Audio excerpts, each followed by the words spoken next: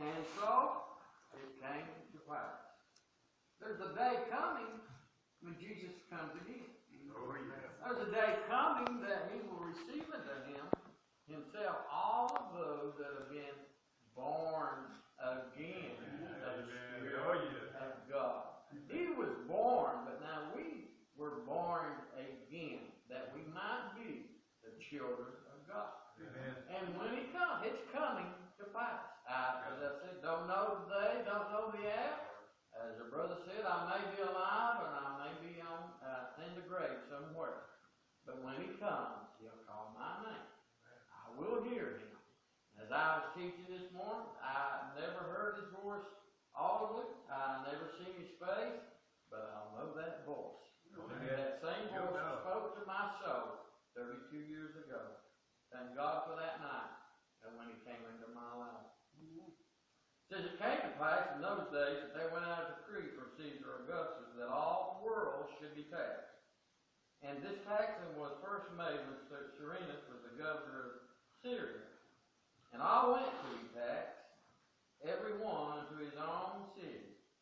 Joseph also went up from Galilee, out of the city of Nazareth, unto Judea, unto the city of David, which is called Bethlehem, because he was of the house and the lineage of David, to be taxed with Mary, his spouse, wife, being great with child. And so it was that while they were there, the days were accomplished, and she should deliver. And she brought forth her firstborn son, wrapped him in swaddling clothes, and laid him in a manger, because there was no room for them in the inn. He says, and you know this was planned. The governor, he didn't know what he was doing. He just made a decree. He wanted something of the world. But God used his plan to bring forth what God's plan was. How would the child be born in Bethlehem? I think one of the gentlemen in the Bible said, can any good thing, might have been Nathaniel, can any good thing come out of Nazareth? Yes, they are. There's a good thing came out of Nazareth. He went down to Bethlehem as his father had planned. You know, that wasn't any accident. It happened hundreds of years before this. This taxation was already in plan. We know the first of the year, taxation is coming for the American people. Something the government has planned. We don't want to be part of it, but we must. And it says to be taxed with Mary, his spouse. Why? You know, it wasn't such a, it was not a pregnancy that wasn't talked about. It was a lady that was engaged to Joseph. They hadn't gotten married. They hadn't known one another sexually. And she comes to him and tells him, I'm going to have a child. That had to be hard for Joseph to understand. And of course, the community, I can only hear what they were saying. Here is Mary. She's engaged to Joseph, and she's going to have a child. Today it's not such a big thing. It's become more acceptable to society. But in those days, it was a really, really serious situation. And Joseph was going to put her away because he loved her so much. Rather than to embarrass her, he would just put her away. But the angel came to him and said the same thing he said to Mary. He said, this child is the child of God. And he explained to him what it was all about. I'm glad the same God that came to me came to you. I'm glad that he told you the whole story. Sometimes people say that there's no good in you. Sometimes people say you'll never amount to anything. A lot of people are destroyed by those very words. Jesus said you are so important that I came to give my life. This is the way he chose to come. He could have came any way into the world that he wanted to. But this is the way the Father wanted it to be. He wanted him to come and be born of a virgin named Mary. I don't know whether I would have planned it that way. But God never asked me for my advice. I'm not his counselor. He knows exactly what he's doing.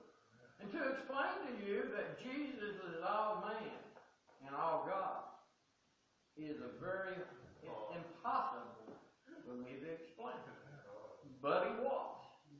On his father's side, he was pure and holy. On his mother's side, he bared the remnants of the flesh. He came into this world, he came into this world that he might feel your pain. He might understand the sorrow and things you face. But he came also to make a way for your escape. More happened that night. There was more behind what happened that night than what you just see, or what you just heard. And she brought forth her firstborn son and wrapped him in swaddling clothes and laid him in a manger, because there was no room for them in the inn. How long did it go? I don't know. Maybe everybody in here this morning know Jesus is your Lord and Savior. But how long did it take you to make room for Jesus in your life? So much was going on, and life was so hectic, and you didn't have time to look up. I went that way for a long time, and then one night, in a little old church at Lakeview, I said, God, I'm tired. I've done everything I know to do. I want to give it to you. And the Lord took it. And what did he give me? He gave me a gift that was wrapped in swaddling clothes. I've got to unwrap it for myself. And receive the gift that God sent into the whole world. And he sent that world that we wouldn't just place it on a mountain or under a tree, that we would place it in our heart and in our lives. Oh, yeah. We would share it with anybody who wanted to have part of it. And we could tell them how they could have it in their own life. Amen. He came, wrapped in swaddling clothes, in a manger, for there was no room for them in the inn. I think in my life, God took time to stir my soul, that I made room. And I hope and pray that each of you have made room for Jesus in your heart and soul. Amen. But I thought about that little child that was wrapped in swaddling clothes. And I've seen babies wrapped up, and their hands were all, their arms was all tied up, and all they could do was look at you.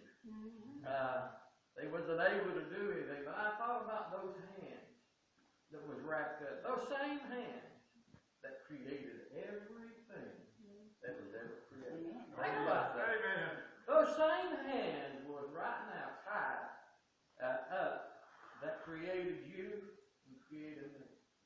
Those same hands that reached down into the dust of the earth and created man was now wrapped in swaddling clothes. Those same hands that wrote on the wall one night in a party that he wasn't invited to, and left a message into a king, and a message that he told him that his time was at hand. Those same hands that walked in the fire and untied the children of Israel. Those same hands that was there ready to receive them as they with faith laid it all on the line. It's those same hands when the king looked in. He said, did we not throw 3? He said, but now I see 4. Yeah. And he said, that one is likened unto the Son of God. Oh, yeah. I believe he saw that after Jesus went around and untied each and every one of them.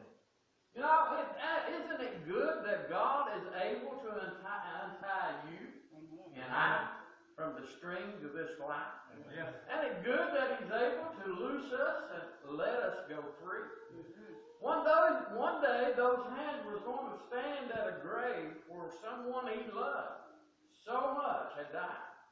And they said if you'd have been here, he wouldn't have died. But he's never too late for the Lord.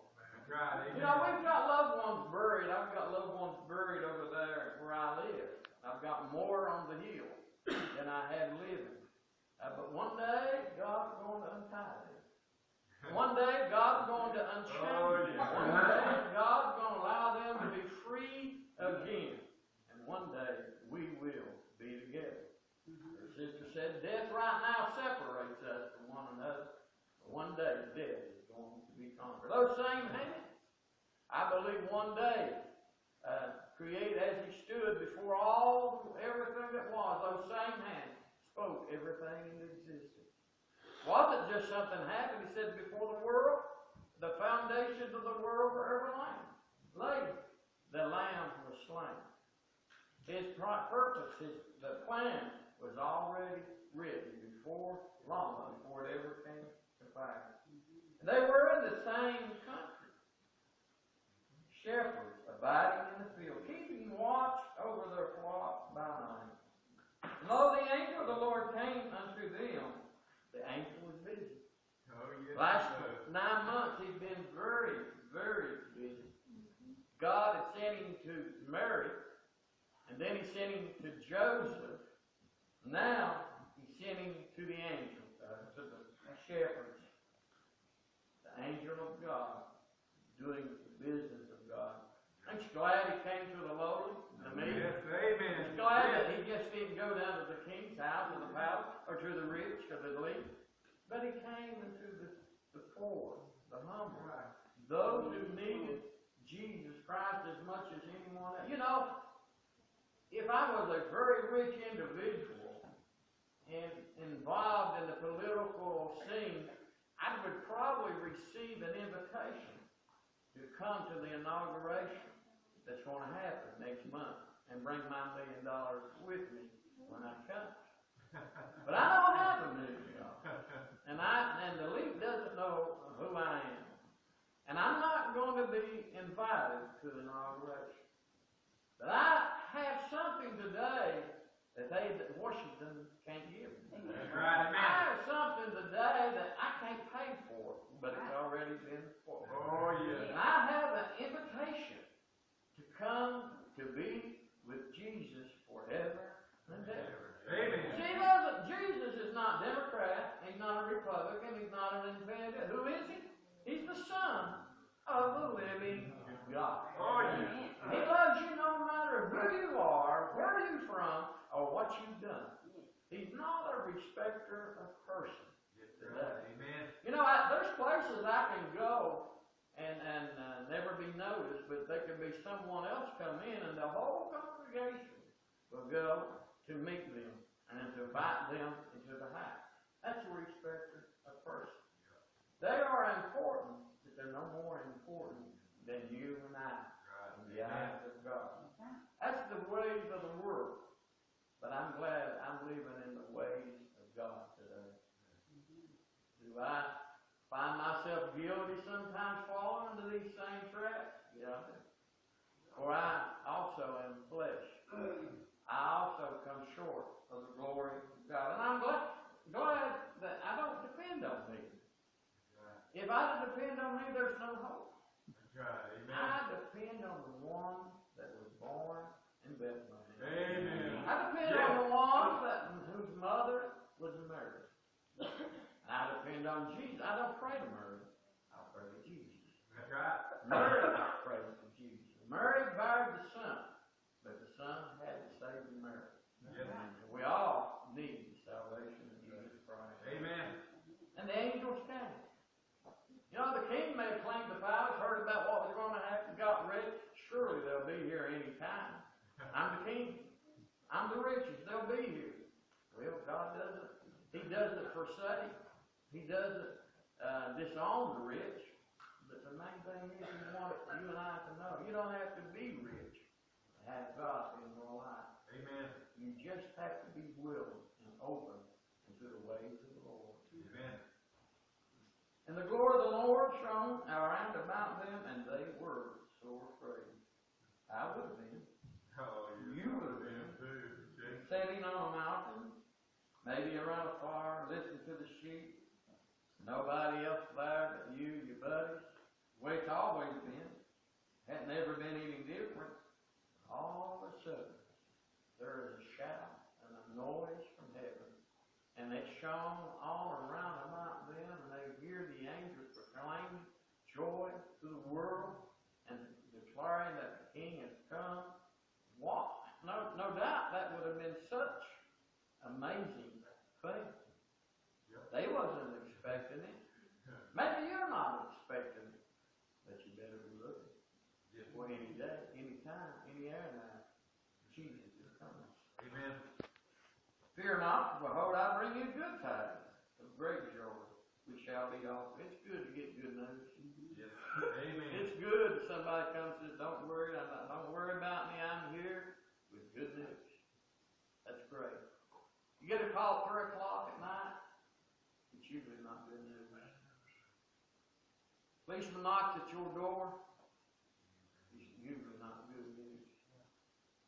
If the officials from the Army or the Navy or what have you come and knock at your door, it's not good news.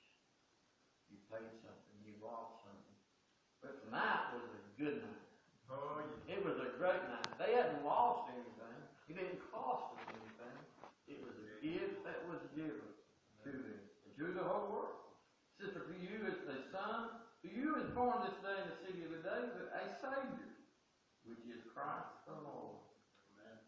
And this shall be a sign unto you. You shall find the babe wrapped in swaddling clothes, lying in a manger. It says, suddenly there was a multitude of angels in the heavenly host, praising God, and saying, glory to God in the highest, and on earth peace, goodwill towards men. So much rejoicing in heaven, it just overflows into the earth. Oh, I yeah. think about that. I know God sent it, but I thought about just if that's what you could see from this side, could you imagine, glory, what was going on the other side? Oh, Jesus, yeah. the Son of God, has been born and has appeared unto men everywhere. The Savior had come. Their hope that where they had no hope, now they have hope. Amen. They were such rejoicing. Oh, yeah. Glory to God in the highest, and peace on earth, goodwill towards men. It came to pass that the angels went and were gone away from them into heaven. The shepherds said one to another, let's now go even into Bethlehem and see this thing which is come to pass, which the Lord hath made known unto us. You remember when God made known to you, Jesus? You remember the time that He said and that there was somewhere that the price had been paid, a way had been made, and your eyes was open? You went to see this thing which came to pass, and you saw Jesus, and you realized you had a Savior. You had someone that came and paid a price. And they say that they're rejoicing over one that is lost, that gives their life to Him than the 90. Oh, yeah. There's prayer. Your name may never be in the paper until the day you die. But in heaven, they were shouting your name and glorifying the Lord for the acceptance of Jesus in your life. There's rejoicing. Everything in heaven wants you to make it. Everything there wants you to receive what God has for you. In heaven, there is nothing against you. Everything is for you. Is it? Have you ever said, I haven't got anybody? Have you ever said that nobody cares? But they are. You may not hear them from this side, but in heaven there is rejoicing when your name is mentioned. In heaven, they care. They want you to see. They want you to overcome. They want you to be healed. And one day they want you to come home to be with the Lord forever. So let us go and see this thing. What the world needs to do right now, they need to come and see this thing. Yes. They need to realize what's going on. Yes. Amen. As I said earlier, we was talking about Israel. The last probably political friend they had was America. And the other day, America turned its back on Israel. You may not think about it. You may not say, it's not a big thing. They might have said, well, when Jesus is born, not a big thing. Just a child. No, it's more than just a child. What happened? Friday is more than a little thing. It is going to erupt into a big thing. But he said, one writer said, all nations shall forget Israel. All nations shall forsake Israel. And I guess if there was any nation left, it was America. And the other day, America said no. And said to the world, have your way. But that's all right. God hasn't forsaken them. God is with them. He will watch over and keep them. You know, the biggest problem will be the blessings that we have. We were blessed, and we are blessed because of a relationship to Israel. He said, I'll bless those who bless you, I'll curse those who curse you. And I think it was a sad day.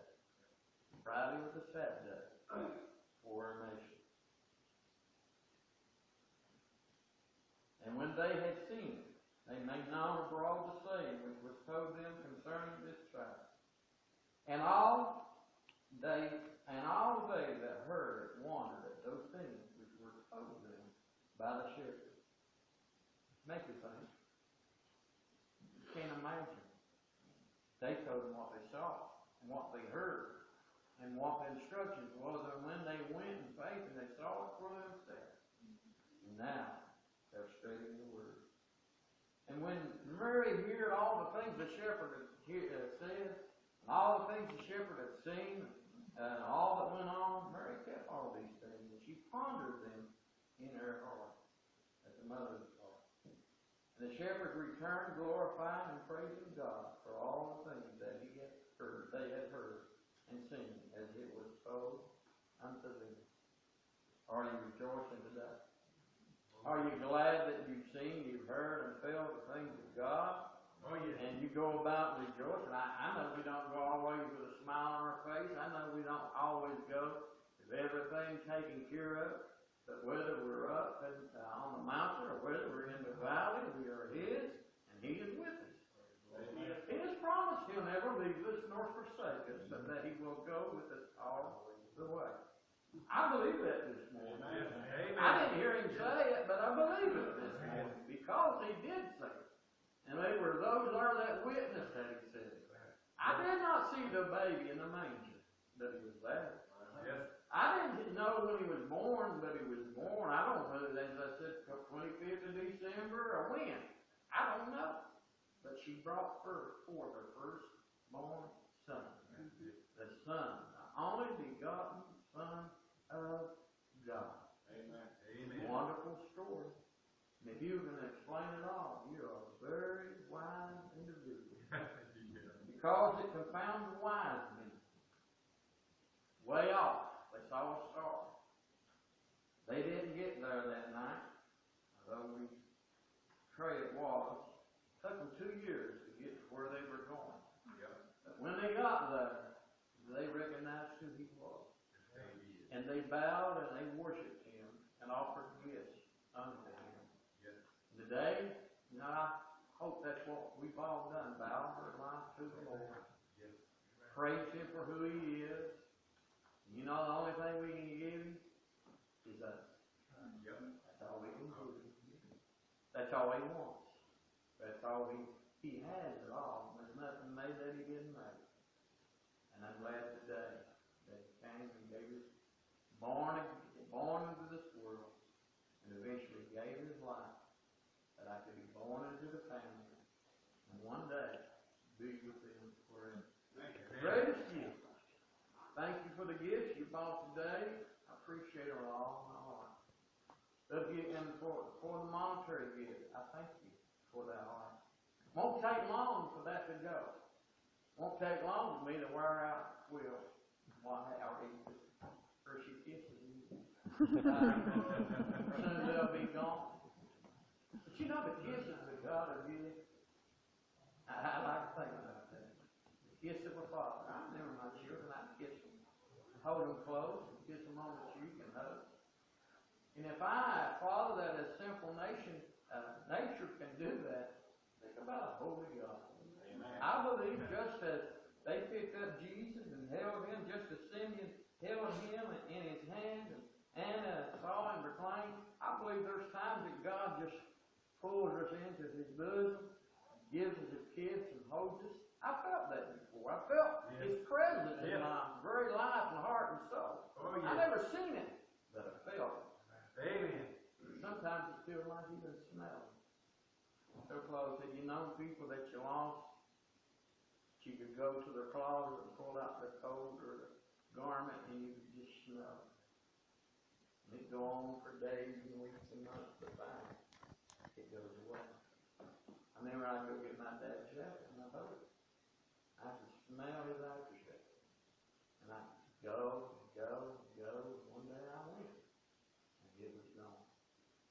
you know every day of my life. He never goes away. He's the same yesterday, today, forever. God, thank you for your son. Jesus wants to say happy birthday to you. If there's anybody here that hasn't given their heart and mind to you, the greatest gift